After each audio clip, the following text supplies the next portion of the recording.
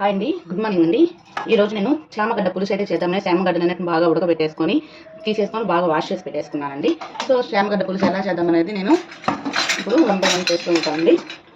So డైరెక్ట్గా నేను pan పెట్టేసుకొని ఆయిల్ పులుసు కాబట్టి టామరెంట్ వేసి పులుసు చేస్తాను కదా. సో అందుకని కొంచెం ఆయిల్ అయితే కొంచెం పడుతుంది, బాగుంటుంది కూడాను చామగడ్డ పులుసు. యాక్చువల్గా ఇప్పుడు ఈ ఆయిల్ హీట్ అయ్యాక ఆవాలు, జీలకర్ర ఈ రెండు కొంచెం చిటపట్లన్నాక ఆనియన్, టమాటా వేసి బాగా మగ్గనిచ్చి ఆ తర్వాత మనము చింతపండు పులుసు అనేది కూడా యాడ్ చేసుకోవచ్చు. నేను టమాటాలు ఒక 3 మీడియం సైజ్ తీసుకున్నానండి. తీసుకొని బాగా గ్రైండ్ చేసి పెట్టేసుకున్నాను.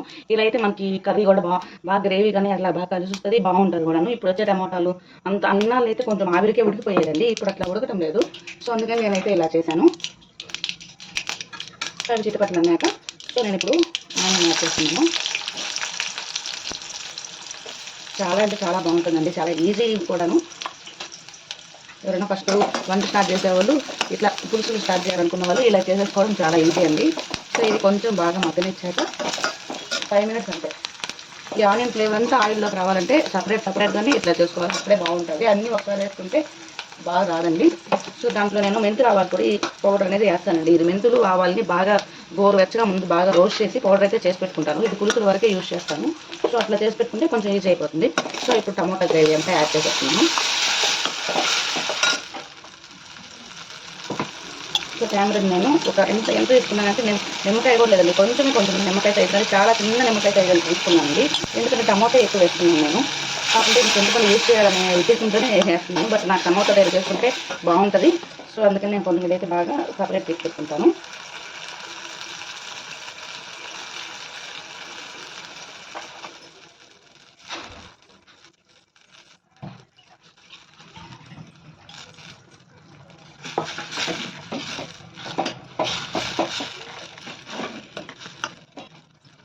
సో ఇది బాగా మగ్గనిచ్చాక మనం శనగడ్డలు, ఉప్పు, కారం అన్నీ అనేది యాడ్ చేసుకున్నాము. మెంతుల ఆవాల పొడి వరకు అంతా ఉడికేసిన తర్వాత ఫైనల్గా ఓకే కర్రీ అయిపోయిన ఒక 5 మినిట్స్ ముందు వేస్తే సరిపోతుందండి. అంతకుముందు వేసిన పని అయితే లేదు.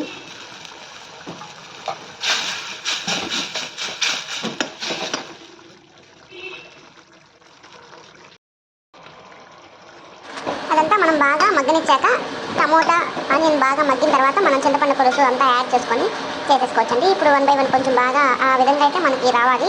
సో ఇప్పుడు నేను పసుపు వేస్తున్నాను అండ్ కారం వేసేసి కొంచెం బాగా కలిపేసి ఆ తర్వాత చామగడ్డలు మనం ముందుగా తీసి పెట్టుకున్నాం కదా, సో అదంతా కూడా యాడ్ చేసేసుకున్నాము. సో ఇప్పుడు ఇదంతా అయితే మనం ముందుగా మిక్స్ చేసేసుకున్నాం. ఫస్ట్ మిక్స్ చేసేసుకుంటే కొంచెం బాగా అదంతా ఆయిల్ అంతా చూసారు కదా, ఆయిల్ కొంచెం సపరేట్ అయినట్లు అట్లా మనకు బాగా కనపడుతుంది. సో ఇప్పుడు మనము ఈ చామగడ్డ అంతా కూడా యాడ్ చేసేసుకొని సో ఫైనల్గా మనం చింతపండు నానబెట్టుకున్నాం కదా, సో దాన్నంతా మనము యాడ్ చేసేసుకున్నాము. సో నేను మామూలుగా పక్కన సపరేట్గా తీసి పెట్టాను, సో అదంతా యాడ్ చేసేసాను. సో అంతేనండి, అది బాగా చిక్కబడేంత వరకు బాగా మగ్గనిచ్చేద్దాం. మూత పెట్టి మనము నీట్గా ఏదైనా ఉప్పు కారం తక్కువ అనుకుంటే యాడ్ చేసేసుకోండి. నాకైతే సరిపోద్దని నేను ఇంకా యాడ్ చేయలేదు. మీరు చూసి మీకు పులుసు ఏ కన్సిస్టెన్సీలో కావాలో, నేనైతే కొంచెం చిక్కగానే మరీ అంత పలచగా ఏం చేసుకోను. సో బాగా కొంచెం టిక్ అయ్యేంత వరకు ఉంచి స్టవ్ అయితే ఆఫ్ చేసుకుంటాను. సో అట్లయితే బాగుంటుందండి చామగడ్డ. మామూలు కరివేపాకు, కొత్తిమీర అవి ఫైనల్గా కూడా వేసుకొని నా దగ్గర లేవని నేను వేయలేదు. సో మీరు ఖచ్చితంగా ఇది ట్రై చేయండి, చాలా బాగుంటుంది. రైస్లోకైనా, రాగి సంగటి అట్లా ఏదైనా కూడా చాలా బాగుంటుంది. సో ఆ విధంగా అయితే మినిమం అది ఫైనల్గా మెంతుల ఆవాల పొడి యాడ్ చేసేస్తానండి.